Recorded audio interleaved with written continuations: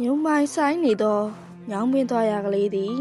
နေဝင်လာသည်နှင့်မျှတိတ်ဆိတ်ချောက်ချပွဲကောင်းလာသည်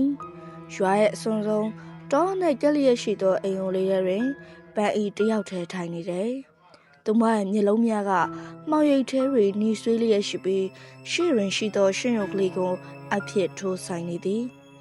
ငါအပိုင်ဖြစ်ရမယ်ဘသူဖြစ်ဖြစ်ငါအရှိရကာစီးလာရင်အသက်နဲ့လဲရမယ်ဟုသူမကတိုးတိုးလေးရေရွလိုက်တယ်တမနက်မှာတော့မြို့မှာအင်ဂျင်နီယာမင်းထက်ရောက်လာတယ်ခံရပြီးခေပညာတက်လူငယ်တဦးဖြစ်သောမင်းထက်ကိုမြင်မြင်ချင်းပန်းရောနှင်းတို့ပါရေခုန်သွားကြတယ်နှင်းတို့နင်းချီရတမျိုးပဲနော်ပန်းကစူးစမ်းသောမျက်လုံးများဖြင့်မေးလိုက်တယ်နှင်းတို့ကရှက်ကိုရှက်ကန်းနဲ့မဟုတ်ပါဘူးပန်းရဲ့ကိုမင်းထက်ကမြို့သားဆိုတော့အမြင်ဆန်းလို့ပါဟုပြန်ဖြေသည်သို့တော့ပန်းရဲ့ရင်ထဲတွင်မိတောက်တစ်ခုစတင်လောင်ကျွမ်းနေပြီဖြစ်သည်သူမကနှင်းနုကိုချစ်တော်လဲမင်းထက်ကိုတော့အရှုံးမပေးနိုင်ပိုးရဲ့ဆိုးဒီမှာမင်းထက်ရဲ့အကြည့်များကရိုးသားပြီးအေးချမ်းတဲ့နှင်းနုထံတွင်ဝဲလည်နေခြင်းဖြစ်သည်ထိုညကပန်းဤတညလုံးအိမ်မပြောခဲ့ပါသူမရဲ့သွေးရဲတွေစီးစိနေသောစုံမျိုးရိုးဗီဇာကသူမကိုတိုက်တွန်းနေတယ်သူမရဲ့အချစ်ဆုံးတငယ်ချင်းကသူမရဲ့အကြီးမားဆုံးရန်သူဖြစ်လာတော့မှလားမင်းထက်ရွာကိုရောက်လာတာကတာမန်လန်တရားစီမံကိန်းကြောင့်မဟုတ်ပါဘူး။သူကရှေးဟောင်းသူတေသတာနဲ့တမိုင်းအကြောင်းကိုစိတ်ဝင်စားတဲ့မြို့ပြအင်ဂျင်နီယာတူပါ။ညောင်မင်းသားရွာရဲ့မြေရောက်မှာတယူခိကအုတ်တိုင်ဟောင်းတွေနဲ့ရှေးဟောင်းရတနာချို့ရှိနိုင်တယ်လို့ကောလာဟာလာကိုအခြေခံပြီးမြေတိုင်းတာရဲ့အကြောင်းပြချက်နဲ့ရောက်လာတာပါ။ရွာလူကြီးဥပတောင်ကမင်းထက်ကိုရွာအလဲရဇရက်မှမထားပဲရွာသားတွေနဲ့ဝေးဝေးအေးအေးဆေးဆေးတီးတန့်ဖြစ်မဲ့ရွာအစွန်ဘက်ကအိမ်ကြီးတစ်လုံးမှာနေရာချထားပေးပါတယ်။အဲ့ဒီအိမ်ကြီးကတစ်ချိန်ကတကြီးဟောက်တအူးပိုင်ဆိုင်ခဲ့တာဖြစ်ပြီးဆယ်စုနှစ်တစုကြာအောင်လောက်ထိလူမနေပဲပိတ်ထားခဲ့တဲ့အိမ်ကြီးပါ။အဲ့ဒီမှာပဲတဲပါကွန်မန့်ထရွာထဲမှာကစုညံ့နေမင်းတို့လိုပညာတတ်တွေအေးစစ်စစ်နေအောင်ငါဒီအိမ်ကိုပြင်ပြင်ခိုင်းထားလိုက်မယ်လို့ပြောပြီးဥပတောင်ကပြောခဲ့ပေမဲ့ရွာသားတွေကတော့ထိုအိမ်ကြီးနားဖြတ်ရင်တော့ခြေလန်းတွေတွတ်တွတ်နဲ့သွားကြစမြဲပါ။မင်းထက်ကတော့ဒါတွေကိုဂယုမဆိုင်ပါဘူး။သူကအန်ဂျီရဲ့ဝရန်နာမှာထိုင်ရင်သူ့ရဲ့မြေပုံတွေကိုစစ်ဆေးနေတယ်။ထိုအချိန်မှာပဲနှင်းနုနဲ့ပန်းအီတို့တငယ်ချင်းတွေယောက်ကညနေစာဟင်းဝလေးတွေကင်ပြီးရောက်လာကြတယ်။ကိုမထက်ရွာလူကြီးကဟင်းလာပို့ခိုင်းလို့ပါ။နှင်းနုရဲ့အတန်လေးကြောင့်မင်းထက်မော်ကြည့်လိုက်မိတယ်။ညနေခင်းနေဝင်တရောအလင်းအောင်မှာနှင်းနုရဲ့မျက်နှာလေးကဝင်းပါနေတာကိုမင်းထက်ငေးကြည့်နေမိတယ်။ကျေးဇူးပါပဲနှင်းနုအင်ကြီးကကျဲတော့တယောက်တည်းပြေးနေရတဲ့အတော်ပဲပန်းကတော့မင်းထက်ရဲ့အကြည့်တွေကိုနှင်းနှုတ်စီမှာပဲရက်တက်နေတာမြင်တော့ရင်ထဲမှာမီးစားနဲ့ထိုးတလို့ခံစားလိုက်ရတယ်သူမကအင်ကြီးရဲ့ဒေါင်းစုံမှာရှိနေတဲ့မှောင်ရိပ်ကိုစိုက်ကြည့်လိုက်တယ်ထူးဆန်းတာကထိုမှောင်ရိပ်ထဲကတစုံတစ်ခုကပန်းဤကိုစကားပြောနေတယ်လို့ပဲသူကနှင်းကိုမချစ်ဘူးသူကနှင်းကိုမချစ်ဘူးဆိုတဲ့အတန်တွေကသူ့မနားထဲမှာပဲ့တင်ထန်နေတယ်ပန်းကသူမရဲ့အိတ်ကထဲကနေတန်ချီးတက်နေတဲ့အတချောင်းကိုထုတ်လိုက်ပြီးနှင်းနုမသိအောင်နှင်းနုရဲ့ထမိန်သားလေးကိုခပ်ဖွားဖွားထိုးထိလိုက်တယ်။ဒါကနမိတ်ခတ်ချင်းလို့ခေါ်တဲ့ဝမ်းရွှဲဆုံးပညာရဲ့တစ်ခုပါ။ညရောက်တော့မင်းထက်အိတ်ပြုံနေတော့အင်ကြီးရဲ့အမိုးပေါ်မှာလူပြေးတလို့လို့ကုတ်ချစ်တန်လို့အတန်တွေကြားလိုက်ရတယ်။သူနိုးလာပြီးဓမီနဲ့ထိုးကြည့်တော့ဘာမှမရှိ။ဒါပေမဲ့သူ့ရဲ့စပွဲပေါ်မှာတိုင်းတာတဲ့မြေပုံမျိုးမှာတော့သွေးဆက်လို့အနီခွက်တွေစိုးထင်နေတာကိုတွေ့လိုက်ရတယ်။ဒါကဘာလဲဟာ။မင်းထက်ရဲ့စိတ်ထဲမှာတမျိုးကြီးဖြစ်သွားတယ်။တစ်ချိန်တည်းမှာပဲနှင်းနုရဲ့အိမ်ဘက်မှာတော့နှင်းနုတယောက်အသက်ရှူရချက်ပြီးအိမ်မက်ဆိုးတွေမှတ်နေပါတယ်။သူမရဲ့အိမ်မက်ထဲမှာပန်းကြီးကသူမရဲ့လေဘေးကိုအမဲအောင်ကြိုးတစ်ချောင်းနဲ့ရစ်ပတ်ပြီးဆွဲနေတာကိုမြင်လိုက်ရတယ်။ပန်းကြီးကတော့သူမရဲ့အိတ်ခမ်းထဲမှာဖျောင်းတဲ့တထိုင်ကိုထုံးပြီးမျက်မှောက်ကျုပ်လေးရရှိနေတယ်။သူမရဲ့ရှေ့မှာတော့မင်းထက်ရဲ့ခြေရာကောက်ယူထားတဲ့မြေကြီးတွေရှိနေတယ်။ငါပညာကနှင်းတို့စီရောက်နေပြီ။ဒါပေမဲ့မင်းထက်ကိုတော့ငါဘလုံးမှချင်းကပ်လို့မရပါလား။သူ့စီမှာတခုခုရှိနေတယ်။ပန်းရဒေါသတကြီးနဲ့ဖဲဟောင်းနိုင်ကိုမှုတ်ထုတ်လိုက်တယ်။အမောင်တူထဲမှာပန်းရဲ့မျက်လုံးတွေကကြောင်မျက်လုံးလိုမျိုးစိမ့်လက်လက်နဲ့လင်းလက်လာပါတော့တယ်။မင်းထက်တဲခုနေတဲ့အိမ်ကြီးကညအချိန်မှာပို့ပြီးအေးဆက်ချောက်ချပဲကောင်းလာတယ်။မင်းထက်ကသူယူဆောင်လာတဲ့ရှေးဟောင်းမြေပုံများကိုမီးအိမ်အလင်းရောင်ဖြင့်စစ်ဆေးနေစဉ်အိမ်အောက်မှာတရှရှနဲ့ကုတ်ချစ်တန်တစ်ခုကိုကြားလိုက်ရတယ်။ဘာလို့လဲ သူဓာတ်မီဖြင့်ဝရန်တာမှငုတ်ကြည့်တော့လဲမိသူမှမရှိသို့တော့မြေကြီးပေါ်တွင်တော့ထူးဆန်းတဲ့ခြေရာများကိုတွေ့လိုက်ရတယ်လူခြေရာနဲ့တူတော့လဲခြေချောင်းများကရှိလျားပြီးခြေသေးရာများထင်ချန်နေသည်တကယ်တော့၎င်းကပန်းစေလွတ်လိုက်တဲ့တစေတကောင်ရဲ့ခြေရာများပင်နောက်တစ်နေ့မနက်တွင်ရွာသူရွာသားများကြောက်လန့်တကြားအော်ဟစ်တဲ့တန်များကြောင့်မင်းထက်နိုးလာခဲ့တယ်ရွာလဲရရေတွင်နာမှာရွာသားတအုပ်ရဲ့နွားမကြီးကလဲဘေးအကိုက်ခံရကသွေးချင်းနီလေးရဲ့အသေးဆုံးနေတယ်ဒါမတလိမ့်ဆန်မဟုတ်ဘူးသွေးဆုပ်ခံထားရတာဟုတ်ရွာသားများနဲ့ရွာသူကြီးဥပတောင်ကတုံတုံရင်ရင်နဲ့ပြောရှာတယ်နင်းတို့ဒီလေထိုနေရာသို့ရောက်လာပြီးကြောက်လန့်ကမင်းထက်လက်မောင်းကိုအမှတ်မတင်ဆွဲကင်မိလိုက်တယ်မင်းထက်ကသူ့မကိုအသာအရာဖေးမလိုက်စဉ်ဘေးနားရရက်နေတော့ပန်းရင်မျက်လုံးများကဒေါသကြောင့်နီမြန်းလာတယ်နင်းတို့နေကြောက်နေအိမ်မြန်တော့လေငါကွန်ပျူတာကိုကူညီလိုက်မယ်ပန်းရဲ့အတန်ကအေးဆက်နေတော့လဲနင်းတို့ကတော့ဘာမှမရိပ်မိရပါတယ်ပန်းတို့ရဲ့ငါလည်းကွန်ပျူတာကိုကူညီချင်လို့ဟုပြန်ပြောလိုက်သည်ထိုစကားကပန်းရဲ့စိတ်ကိုပို၍ဆွသလိုဖြစ်သွားသည်နေဝီတရောချိန်တွင်ပန်းဤကသူမရဲ့အိမ်နောက်ဘေးရှိတောအုပ်လေးထဲသို့တယောက်တည်းထွက်လာတယ်သူမရဲ့လက်ထဲတွင်နှင်းနု၏အိမ်မှခိုးလာသောနှင်းနုအမြဲပန်လျက်ရှိသည့်စပယ်ပန်း6လေးတစ်ခုပါလာသည်သူမကမြေကြီးပေါ်တွင်စဝိုင်းတစ်ခုဆွဲပြီးထိုပန်း6ကိုအလဲတွင်ထားလိုက်တယ်ဝမ်းတွေကလာတဲ့ငါပညာအမောင်တည်းကငါရဲ့စေတမန်နှင်းနုရဲ့အလှကိုဖျက်ဆီးစမ်းသူ့ကိုမင်းထက်ရှိမှအယုတ်ဆိုးအကြီးတန်းအောင်လှုပ်ဆန်းပန်းရဂါရများကိုအသိနေနေဖြင့်ရွတ်ဖတ်လိုက်သည်သူမ၏လက်သေးချမှသွေးနှင်းငယ်ကိုပန်း6ပေါ်သို့ချလိုက်သည်နှင့်တပြိုင်နက်လေပြင်းများကဝေယမ်းလာပြီးတောအုပ်တစ်ခုလုံးကိုမြည်ဟီးသွားတယ်ထိုအချိန်တွင်နှင်းတို့ကအိမ်တွေရေချိုးရန်ပြင်ဆင်နေစဉ်မှန်ထဲတွင်မိမိကိုကြည့်လိုက်မိသည်ထိုးဆက်သည်မှာသူမရဲ့လေပင်တွင်အမဲရောင်အဆက်ပြောင်များစတင်ပေါ်လာခြင်းပင်သူမရိုင်းရံမိသဖြင့်ကုတ်လိုက်ရမှသွေးများစိမ့်ထွက်လာသည်အမလေးနင်းတို့အော်ဟစ်လိုက်တော့လဲအတန်ကလေချောင်းထဲတွင်တင်နေတယ်သူမရဲ့ခန္ဓာကိုယ်မှအိပ်ဆက်လာပြီးအခန်းထောက်ကပုံရိပ်မဲကြီးကသူမစီသို့တရွေရွေကပ်လာနေတယ်မင်းထက်ကအိမ်ကြီးထဲတွင်ထူးဆန်းတဲ့အာယုံတစ်ခုရလိုက်သဖြင့်ဓာတ်မီးကိုဆွဲကနှင်းနုတို့အိမ်ဘက်ကိုအပြေးအလွှာထွက်လာခဲ့တယ်သူ့ရဲ့ရင်ဘတ်ထဲမှာဆွဲထားတဲ့ရှေးဟောင်းဓမ္မစကြာဆွဲသီးလေးမှလည်းပူနွေးလာတယ်၎င်းကမင်းထက်ရဲ့မိသားစုအစဉ်အဆက်ထိမ့်သိမ်းလာသောအဆောင်တစ်ခုဖြစ်ပြီးတော့မကောင်းဆိုးဝါးတွေကိုတည်နိုင်စွမ်းရှိတယ်မင်းထက်နှင်းတို့အိမ်ရှိသို့ရောက်တော့အခါမှာအင်ကြီးထဲမှ6ချဖွယ်ရေးတန်းတစ်ခုကိုကြားလိုက်ရတယ်၎င်းမှာနှင်းတို့ရဲ့အတန်မဟုတ်ဘဲနဲ့ပန်းဤရဲ့အတန်နဲ့ဆင်တူနေသောမိမပြုတ်တူရဲ့ရေးတန်းလိုမျိုးမင်းထက်ကနှင်းတို့အိမ်တကာကိုအားကုန်တုံဖွင့်လိုက်ရာအိမ်ထဲတွင်မြင်လိုက်ရတဲ့မြင်ကွင်းကြောင့်ကြိုးရိုးတဲ့အထိစိတ်တက်သွားတယ်နှင်းတို့ကချမ်းမြေမော်တွင်လဲကျနေပြီးသူမရဲ့လေပင်မှအမဲရောင်အဆက်ပြောင်များကတရိပ်ရိပ်နဲ့မျက်နှာစီသို့ပြန်နှံလာနေသည်သူမရဲ့မျိုးလုံးများကအယောင်ပြက်ကအဖြူများသာကျန်နေတော့သည်နှင်းတို့တတိထားပါဦးနှင်းတို့ရဲ့မိထအနာကိုတိုးသွားစဉ်အခန်းထောက်မှအမဲရောင်အရေးတစ်ခုကဝုန်းကနေခုန်ထွက်လာတယ်ထိုအိမ်မှာလူပုံတန်းရှိတော်လဲမျက်နှာမပါပဲလက်သေးရှည်ကြီးများဖြင့်မင်းထက်ကိုကုတ်ချရန်ကြိုးစားနေသည်မင်းထက်ကရှင်ထဲကဓမ္မစကြာဆွဲသီးလေးမှာရုတ်တရက်ဝင်းကနေလက်သွားပြီးအမဲရောင်အရေးကနောက်သို့လွင့်စင်သွားစေတယ်ဒါပါလေမင်းထက်အံ့ဩတုန်လှုပ်သွားသည်သူကသိပ္ပံပညာကိုယုံကြည်သူဖြစ်တော်လဲယခုမြင်နေရသည်မှာတာမန်အရာများမဟုတ်ကြောင်းသဘောပေါက်လိုက်သည်သူကဆွဲသီးလေးကိုလက်တွင်ဆုပ်ကနှင်းနု၏နှစ်ဖူးပေါ်သို့တင်လိုက်ပြီးဖျားစာကိုအာရုံပြုလိုက်တယ်တစ်ချိန်တည်းမှာပဲတောအုပ်ထဲ၌ဂါထာရုပ်နေသောပန်းကြီးကရုတ်တရက်သွေးအံကနောက်သို့လဲကျသွားသည်ဘသူလဲငါပညာကိုဘသူဖြတ်စီးရလဲ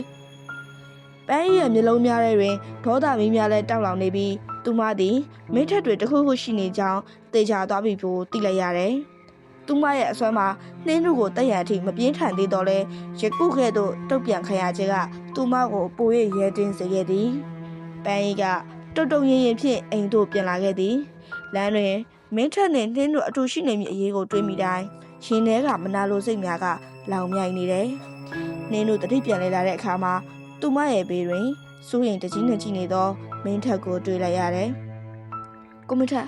နင်တို့ဘာဖြစ်သွားလဲယင်။နင်တို့ရှိမှအမဲအောင်ကြီးပဲမြင်နေရတယ်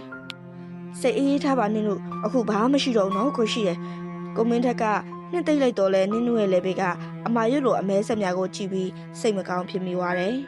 နောက်တနေ့မနက်တွင်ပန်းအိတ်ကနှင်းနုတို့အိမ်သို့အပြေးအလွှာရောက်လာသည်သူမရဲ့မျက်နှာတွင်စိုးရိမ်ဟန်ဆောင်ထားတော့လဲနှလုံးများကတော့နှင်းနုရဲ့အခြေအနေကိုအကဲခတ်နေတယ်နှင်းနုနေမကောင်းဆိုလို့ငါလန့်သွားတာ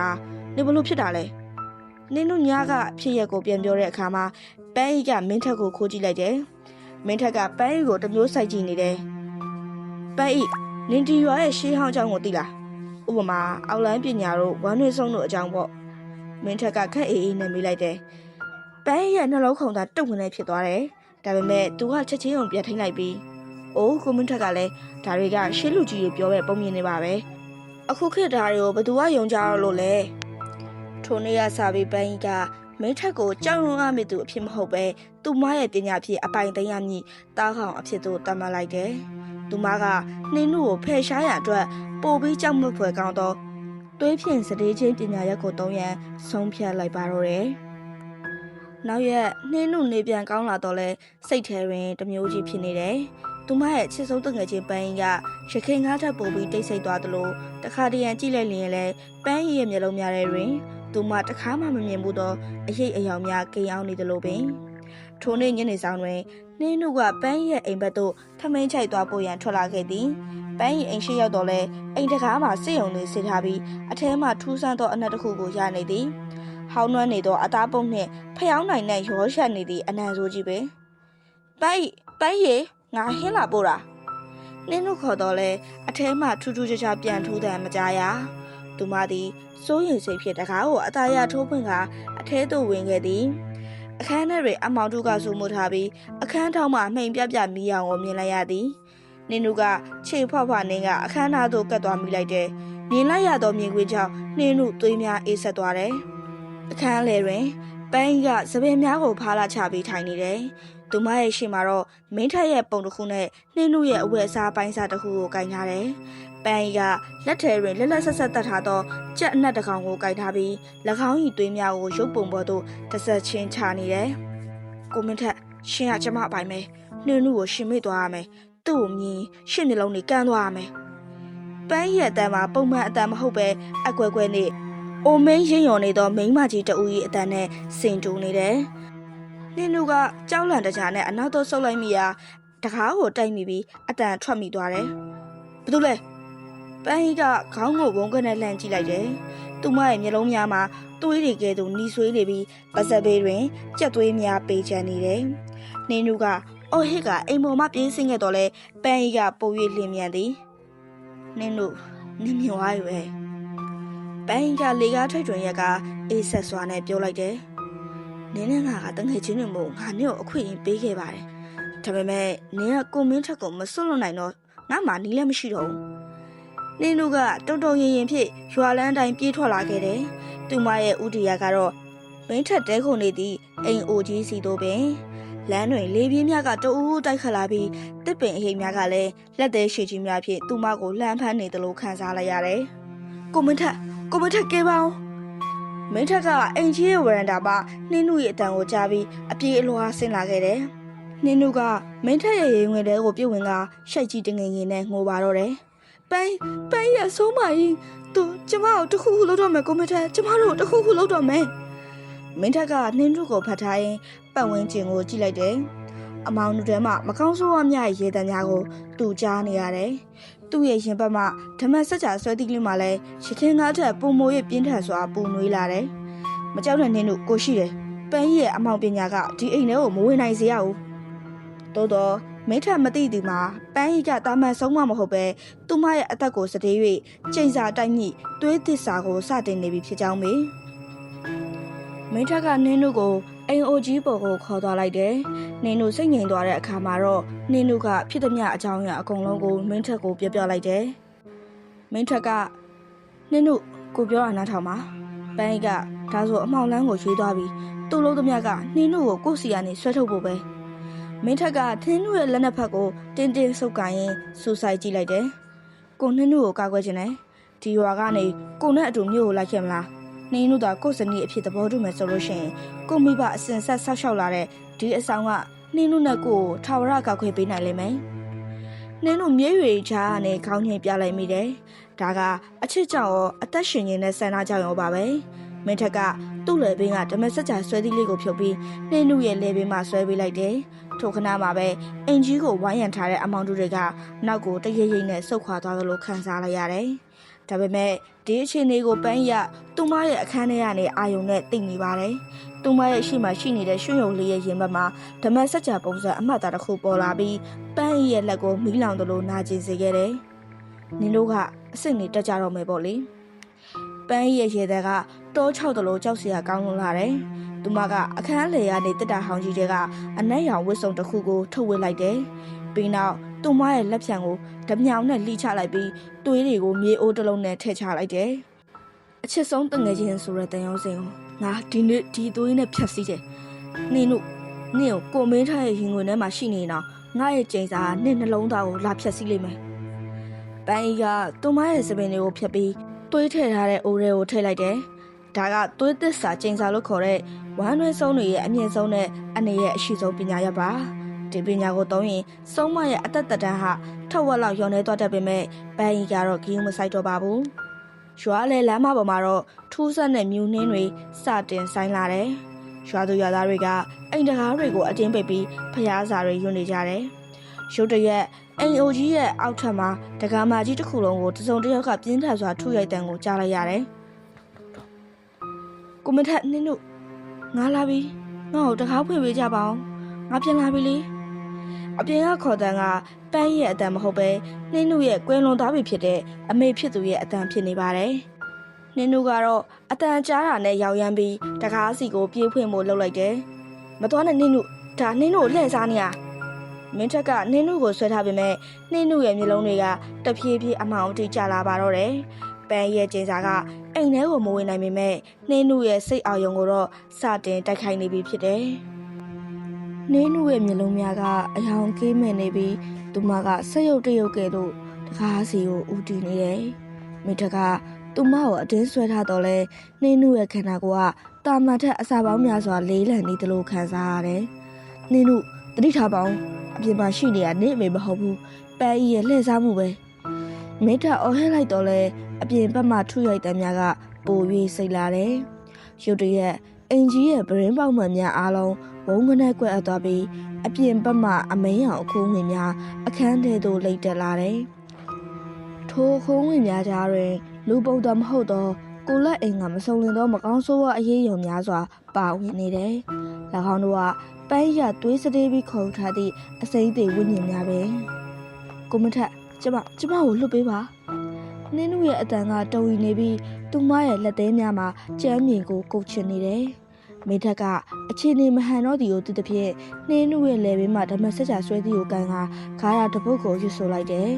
ဆွဲသည်မှာထွက်ပေါ်လာသောရွှေရောင်အလင်းတန်းများကအခန်းထဲကအမောင်တို့ကိုခဏတာတွန်းလှန်လိုက်တော့လဲအပြင်ဘက်တွင်ပန်းရည်ရေတက်ကဟိန်ထွက်လာတယ်ကိုမထက်ရှင်သူ့ကိုကောက်ဝဲနိုင်မယ်ထင်နေလားကြည့်ကြတာပေါ့ဒီညညောင်ပင်သားရွာကဝင်းကျင်တွေအကုန်လုံးငါအမိတ်အောက်မှာပဲအင်ကြီးရဲ့အောက်ထပ်မှာလေကားထမြကတထေချေတုံခါလာတယ်ပန်းကဖြင်းညင်းစွာတက်လာနေပြီဖြစ်တယ်သူမခြေလန်းလန်းတိုင်းမှာအင်ကြီးရဲ့တသားများကလောင်ကျွမ်းသလိုမဲနဲ့သွားတယ်သူမရဲ့လက်ထဲမှာတော့သွေးများဆူရွှဲနေသောအယုတ်တရုတ်ကိုကိုင်ထားပြီးထိုအယုတ်ရဲ့ရင်ဘတ်တွင်နှင်းတို့ရဲ့နာမည်ကိုရေးထိုးထားတယ်။ပန်းတော်တော့နေဘာလို့ဒီလောက်ထိယူသွနေရတာလဲ။ငါတို့ကတငယ်ချင်းတွေလေ။နှင်းတို့ကတတိတစ်ချက်ပြန်ဝင်လာပြီးငိုယိုကအော်ပြောလိုက်တယ်။ပန်းကလှေကားထိတ်တွင်ရက်လိုက်တယ်။သူမရဲ့မျက်နှာမှာတော့ရခင်ကားကဲ့သို့ချောမောခြင်းမရှိတော့ပဲစုံမတို့အသွင်ပြင်တိုင်းဖောင်းချနေသောသွေးကြောများနဲ့ကြောက်စရာကောင်းနေတယ်။တငယ်ချင်းဟာလား။နေကငါချစ်တဲ့သူကိုလူယူတဲ့တငယ်ချင်းလားနေမရှိမှဒီလောကမှာနေမရှိတော့မှကိုမင်းထက်ကငါ့ကိုမြင်မှာပန်းကြီးကလက်ထဲကအယုတ်ကိုအင်အားပြင်းမြင်လိုက်တယ်တပြိုင်နက်တည်းမှာပဲနင်းနုကသူ့ရဲ့ရင်ဘတ်ကိုဖိပြီးမြေပြင်ပေါ်သို့လူလိမ်ကျသွားတယ်သူမရဲ့အသက်ရှူသံများပြတ်တောက်လာတယ်မိထက်ကနင်းနုကိုပွေးပိုက်ထားရင်ပန်းဤကိုစိုက်ကြည့်လိုက်တယ်ပန်းဤမင်းမနေပြီအချစ်ကိုအမောက်ပညာနဲ့ဝယ်လို့မရဘူးနင်းနုကိုတက်လိုက်ရင်တော့ငါမင်းကိုဘယ်တော့မှချစ်မှာမဟုတ်ဘူးမင်းထက်ရဲ့စကားက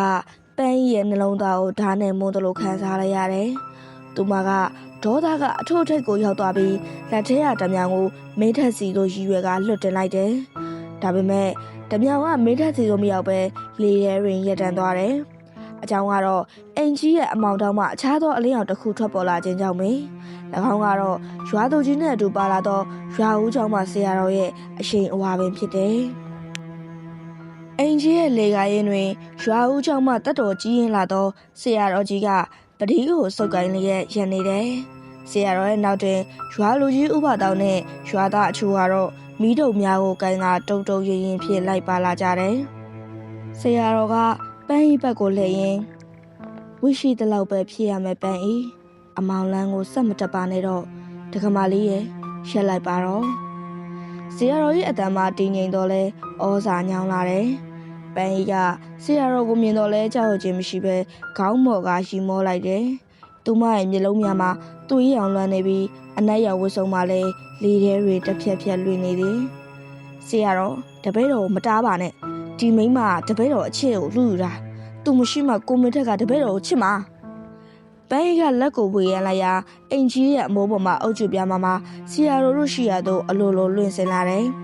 သို့တော့ဆရာတော်ရွတ်ဖတ်နေသောမြစ်တာတုပ်အရှင်ဝါကြောင့်အုပ်ချုပ်ပြကြီးမှာဆရာတော်အနာသို့မရောက်မီမြေသို့ကျွေကြကုန်တယ်အပေါ်ဓာတ်တွင်တော့မင်းထက်ကအားနဲ့နေသောနင်းတို့ကိုဖတ်ထားရင်သူမရဲ့နားထဲကိုတိုးတိုးလေးကပြောလိုက်တယ်။နင်းတို့တတိထားပါအောင်ကိုလိုလွတ်တော့မယ်ဆရာကြီးကြွလာပြီဆရာတော်ကြီးလာပြီနင်းတို့ကမျက်လုံးတွေကိုအာယူဖင်က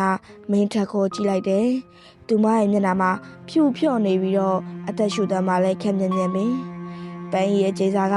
သူမရဲ့နှလုံးသားကိုညှစ်ထားသလိုခံစားနေရဆဲဖြစ်တယ်။ပန်းရဆရာတော်ကိုမနိုင်မှန်းသည့်သဖြင့်လှေကားမှဝုန်းကနေပြစ်တက်လာပြီးမင်းထက်တို့ရှိရာအခန်းထဲသို့ဝင်လာတယ်။သူမရဲ့လက်ထဲတွင်တော့သွေးစွန်းနေတဲ့ဓမြောင်ကိုကင်ထားတယ်။မင်းထက်ရှင်သူ့ကိုရွှေမလားဒါမှမဟုတ်ကျမနဲ့အတူတူသိမလား။ပန်းရအော်ဟစ်ကမင်းထက်စီသို့ပြေးဝင်လာတယ်။မင်းထက်ကနှင်းနုကိုကာကွယ်ရဲ့အရှိမပိတ်ရလိုက်စဉ်ပန်းရဲ့ဓမြောင်ကမင်းထက်ရဲ့ပခုံးကိုရှက်ထိသွားတယ်။သွေးများစိတ်ထွက်လာသည်နှင့်အမျှပန်းဤကခဏတာတုတ်ကနေဖြစ်သွားတယ်။သူမချစ်ရတဲ့သူရဲ့သွေးကိုမြင်လိုက်ရခြင်းကသူမရဲ့လူသားစိတ်ကိုခဏတာနိုးကြစေခဲ့တယ်။ဒါပေမဲ့ထိုခဏပါပဲသူမရဲ့ခန္ဓာကိုယ်တွေကအမောင်ဝိညာဉ်များကသူများကိုပြန်လဲထိန်ချုပ်လိုက်ပြန်တယ်။တတ်လိုက်အကုန်လုံးတတ်လိုက်ဆိုတော့အတန်များကပန်းရင်နာတွေဟိန်းနေတယ်။ဆရာတော်ကြီးကအခန်းထဲသို့ဝင်လာပြီးပန်းရဲ့ရှေ့တွင်ရပ်လိုက်တယ်။ဆရာတော်ကြီးကပတိကိုပန်းရဲ့နဘူးပေါ်သို့တင်ရန်ကြိုးစားလိုက်စဉ်ပန်းရဲ့ခန္ဓာကိုယ်မှအနက်ရောင်အခိုးဝင်များကထွက်ပေါ်လာပြီးဆရာတော်ကိုပြန်လဲတိုက်ခိုက်လိုက်တယ်။ပန်းဤမင်းဝေးနဲ့ပါလာတဲ့အစွမ်းတွေရဲ့အကုသိုလ်တွေကိုထမသုံးပါနဲ့တော့အခုရက်ရင်နောက်ဘဝအတွက်လမ်းစာရှိသေးတယ်လို့ဆရာတော်ကြီးကပြောတယ်။ပန်းရနာကျင်းစွာအော်ရင်နောက်ကိုဆုပ်လိုက်တယ်။သူမကမင်းထက်ကိုတစ်ချက်ကြည့်လိုက်နှင်းတို့ကိုတစ်ချက်ကြည့်လိုက်ပြီးတော့မျက်ရည်များစီးကြလာတယ်။သို့တော့ထိုမျက်ရည်များမှာသွေးရောင်များရောရှက်နေတယ်။နောက်ကျသွားပြီဆရာတော်တပည့်တော်သွေးသစ္စာဆိုခဲ့ပြီ။တရားရောက်သေးမှာပဲဒီပွဲကပြီးတော့မှာ။ပန်းရဝရဏဘတ်တို့ဝုန်းကနေပြေးထွက်သွားပြီးအမောင်တုတဲ့တို့ခုံချရက်ပြင်းလိုက်တယ်။သူမကနှင်းတို့ကိုနောက်ဆုံးအချိန်ကျိစာတိုက်ရန်လက်ကိုမြောက်လိုက်တော့လဲမိထက်ကသူမရဲ့လက်ကိုလှမ်းဆွဲလိုက်တယ်။ပန်းမလုပ်ပါနဲ့မင်းထက်ရဲ့လက်ချောင်းများကပန်းရဲ့လက်ကောက်ဝိတ်ကိုတင်းတင်းဆုပ်ကိုင်ထားတယ်။ဗရန်ဒါအပြင်ဘက်မှာတော့အမောင်ထုကဟင်းလင်းပြင်းကြီးတစ်ခုလိုစောင့်ကြိုနေတယ်။ပန်းရဲ့မျက်လုံးများတွင်နာကျင်မှုမနာလိုမှုနဲ့နောင်နာတို့ကိုရောရှက်နေပြီးသူမရဲ့ကိုယ်ရောင်ကိုယ်ဝါမှလည်းတဖြည်းဖြည်းမိန်ဖြော်လာတယ်။လွတ်လိုက်ပါတော့ကိုမင်းထက်ကျမကိုမကယ်ပါနဲ့တော့ကျမကဝမ်းတွင်းကပါလာတဲ့အမောင်ထုတွေမှာပဲနေရမယ်သူပါရှင်ကိုကျမလည်းမရနိုင်ဘူးနှင်းလူကိုလည်းကျမမတတ်နိုင်ဘူးပန်းရဲ့အတန်ကတဝင်းနေပြီးသူမရဲ့ပါးစပ်မှသွေးပုံများကစိမ့်ထွက်လာတယ်။သူမစတည်ခဲ့သောသွေးသစ္စာကျင်းစာကအောင်မြင်မှုမရတဲ့အခါမှာသူကိုယ်သူပြန်ထိလာခြင်းဖြစ်တယ်။ပန်းနေရငါရဲ့အချစ်ဆုံးတငယ်ချင်းမဟာအားလုံးမပြစ်လိုက်စမ်းပါငါနင့်ကိုခွင့်လွှတ်ပါတယ်။နင်းလူကအာယူပြီးထားရက်ပြီးတော့ဝရဏစီတို့တရွေ့ရွေ့လျှောက်လာတယ်။သူမရဲ့လေပင်မှဓမ္မစကြာဆွဲသီးလေးကပန်းရဲ့အနားသို့ရောက်သည်နှင့်အမျှပုံမိုတောက်ပါလာတယ်။ထို့အလင်းရောင်ကပန်းရီကိုပူလောင်စေတော့လဲသူမရဲ့စိတ်ထဲကအမဝိညာဉ်များကိုတော့မောင်းထုတ်ပေးနေတယ်လို့ပဲနင်းတို့ငါနင့်ကိုတတ်ဖို့ကြိုးစားခဲ့ရနော်နင်ငါ့ကိုဘာလို့ကူညီချင်ရလဲ ပန်းကြီးကငိုရှာရင်မေးလိုက်တယ်။ဘာလို့လဲဆိုတော့ငါတို့ကငငယ်သေးရလက်ချင်းတွဲပြီးကြီးပြင်းလာတာလေ။ကိုမင်းထက်ကငါ့ကိုအချစ်ဆုံးဆိုလို့ရှိရင်နေရာလဲငါဘဝရဲ့တစ်စိတ်တစ်ပိုင်းပဲ။နင်းတို့ရဲ့စကားကြောင့်ပန်းကြီးရဲ့လက်ထဲမှာသွေးစွန်းနေသောရုပ်ထုကလေးကအလိုလိုမီးလောင်ကျွမ်းသွားတယ်။ကျင်းစာပြေသွားသည့်လက္ခဏာပင်။သို့တော့ပန်းကြီးရဲ့ခန္ဓာကိုယ်ကတဖြည်းဖြည်းအားနေလာပြီးအသက်ရှူတမ်းများပြင်းထန်လာတယ်။ဟဲ့ဝင်းကြီးအမောင်တွေထွက်သွားကြပြီ။သူ့ကိုအထက်ဆွဲတင်ကြ။ဆရာတော်ကြီးရဲ့အမိတ်ပေးတဲ့အတူရွာသားများကရှေ့ကိုတိုးလာကြတယ်။သို့တော့ထိုအချိန်မှာပဲအင်ကြီးရဲ့အောက်ခြေမှာပြင်းထန်သောမြေလုံမှုတစ်ခုဖြစ်ပေါ်လာတယ်။မင်းထက်ရဲ့ရှာဖွေနေသောရှေးဟောင်းမြေအောက်ခန်းအမိုးကပန်းရဲ့အမောင်ပညာကြောင့်ပျက်စီးသွားရမှာအင်ကြီးရဲ့ဝရန်တာတစ်ခုလုံးပြိုကျတော့မိအခြေအနေကိုရောက်ရှိသွားတယ်။ကိုမထက်နှင်းတို့ကိုဆွဲထားအင်ကြီးပြိုတော့မယ်။ရွာလူကြီးဥပဒေါင်ကအော်ဟဲလိုက်တယ်။မင်းထက်ကပန်းရီကိုဆွဲတင်ရန်ကြိုးစားတော့လဲဝရန်တာရဲ့တသားတိုင်များကကျိုးပဲကုန်တယ်။ပန်းရီကမင်းထက်ရဲ့လက်ကိုအတင်းဖြုတ်ချတယ်။ကိုမထက်နှင်းတို့ကိုပဲကာကွယ်လိုက်ပါ။ဒီအင်ကြီးမှာအမောင်တို့တွေကကျမကိုခေါ်နေပြီ။ကျမပါသွားမှရှင်တို့နှစ်ယောက်လုံးဘေးကင်းပါ။ပန်းရီမလုံနဲ့မင်းထက်နဲ့နှင်းတို့အတူတူអော်လိုက်ကြတော့လဲနောက်ကျသွားပြီဖြစ်သည်။ပန်းရီကပြုံးလျက်နောက်တိုလန်ကျသွားပြီးသူမလန်ကျသွားသည်နဲ့အင်ရဲ့ဝရန်တာတစ်ခုလုံးမြေအောက်ထဲသို့ပြိုကျသွားကုန်သည်။နှင်းတို့ကမင်းထက်ရဲ့ရင်ငွေထဲတွင်ရှိုက်ကြီးတင်ငယ်ငိုကြွေးနေသည်။မြေအောက်မှထွက်ပေါ်လာသောအဟစ်သများကလည်းအင်ကြီးနှင့်အတူခဏတာတုန်ခါသွားပြီးအရာအလုံးဟာမကြခင်တိတ်ဆိတ်သွားတော့တယ်။ညောင်ပေသားရရဲ့မဲမောင်နေသောကောင်းကင်ကြီးကလည်းကင်းစင်သွားပြီးလာဆန္ဒကပြန်လဲထွက်ပေါ်လာသည်။မနက်ခင်းရဲ့နေရောက်ကြီးကညောင်ပင်သားရလေးပေါ်သို့ဖြာကျလာတယ်။ညကမုန်တိုင်းထန်ခဲ့သောအိမ်အိုကြီးရဲ့ဝရန်တာနေရာတွင်အခုတော့အပျက်စီးများနှင့်အတူမြေချင်းကြီးတစ်ခုသာကျန်ရတော့တယ်။ရွာသားများကဝိုင်းဝန်းတူးဖော်ကြတော့လဲပန်းရဲ့ရုပ်လောင်ကိုဘလို့မှရှာမတွေ့ခဲ့ကြပါဘူး။ဝမ်းတွဲဆုံးဆိုတာကမြေခိုင်မြေကမျိုးသွားတတ်တယ်။ဟုတ်ရွာလူကြီးဥပဒေါင်ကကိုမင်းထက်ကိုတပြင်းချရင်ပြောရှာတယ်။မင်းထက်ကပြိုကျနေသောမြေရောက်ခန်းဟာမှရှေးဟောင်းအုတ်ချက်ချုပ်ကိုတွေ့ရှိခဲ့ရတယ်။ထိုနေရာကသူရှာဖွေနေသောပြူခေအဆောက်အုံအဟောင်းပင်ဖြစ်တော့လဲ၎င်းရဲ့အပေါ်ရန်တွင်ပန်းဤရဲ့အမှောက်ပညာကြောင့်ချိန်စာတင်နေခဲ့ခြင်းပဲဖြစ်တယ်။အခုတော့အရာအလုံးအဆုံးသတ်သွားပြီဟုသူထင်မြင်မိတော့တယ်။3 လခန့်ကြာပြီးနောက်မင်းထက်ကနှင်းနုကိုမြို့သို့ခေါ်ဆောင်သွားရန်ပြင်ဆင်နေတယ်။နှင်းနုရဲ့လက်ပင်မှာအမဲဆက်များကလည်းပြက်ကွယ်သွားပြီဖြစ်တော့လဲသူမရဲ့မျက်လုံးများထဲတွင်တော့တငယ်ချင်းဖြစ်သူပန်းဤအတွက်ဝမ်းနဲ့ရိမ်များကိန်းအောင်နေစေပင်ကိုမင်းထက်ပန်းဤတကယ်ပဲတည်သွားပြီလားယင်နှင်းနုလေတခါလေကြာရင်သူ့ရဲ့ရည်တံကိုကြားနေရတယ်လို့ပဲစိတ်ထင်လို့ပါနှင်းနုရဲ့သူကအမအတွက်သူ့ကိုယ်သူပိတ်ဆက်သွားတာပါအခုနှင်းနုဘေးကင်းသွားပါပြီမင်းထက်ကနှင်းနုရဲ့လက်ကိုတင်းတင်းဆုပ်ကိုင်းရင်အဝေးပြေးကားပေါ်သို့တက်ခဲ့ကြတယ်ရွာကလေးကတဖြည်းဖြည်းဝေးကွာပြီးကြမ်းရစ်ခဲ့တော့တယ်ထိုအချိန်မှာပင်ညောင်ပင်တော်ရရဲ့အစွန်ဆုံးတောအုံနှင့်ကလေးရိပ်ရှိသောပန်းဤတို့ရဲ့အိမ်အဟောင်းလေးထဲ၌တကားလေးမှာလှေးတိုက်သဖြင့်တကြီးကြီးမြည်နေတယ်အခန်းထောက်ကအမှောင်ရိပ်ထဲမှာတော့တစုံတစ်ယောက်ကထိုင်နေတယ်လို့မျိုးရုတ်တရက်ကျမ်းမြင်ပေါ်တွေထင်ကျနေသောမှန်ကွဲစာတစ်ခု၌ပုံရိပ်တစ်ခုကထင်ဟပ်လာတယ်၎င်းပုံရိပ်ကပန်းဤရဲ့ပုံရိပ်ပင်သို့သောသူမရဲ့မျက်နှာကရခင်ကားထပ်ပုံမှုအိပ်စက်နေပြီးမျက်လုံးများမှာတောက်ပသောအဝါရောင်ဖြစ်နေတယ်။သူမရဲ့လက်ထဲတွင်နှင်းနုပန်းခဲ့သောစပယ်ပန်းချောက်လေးတစ်ခုကိုကင်ထားတယ်။နှင်းနုနင်ပျော်နေမှာပေါ့လေ။ဒါပေမဲ့နင်တို့ရဲ့အချစ်ကငါရဲ့ကျိန်စာနဲ့ရောရှက်သွားပြီဆိုတာနင်တို့မသိကြသေးဘူး။ပန်းကြီးကတူတူလေးရေယူရင်းပန်းချောက်လေးကိုချီးမွားလိုက်တယ်။ထိုခဏမှာပဲမြို့သို့ဦးတည်နေသောကားပေါ်မှာနှင်းနုကရုတ်တရက်ရင်ဘက်ကိုဖိကချောင်းဆိုးလိုက်တယ်။သူမရဲ့လက်ဘဝပေါ်တွင်သွေးဆက်အချို့နဲ့အတူစပယ်ပွင့်ဖက်အမဲရောင်လေးတစ်ခုပါလာသည်ကိုတော့မင်းထက်မမြင်မိအောင်နှင်းနုကအသာအရာဖုံးကွယ်လိုက်တယ်။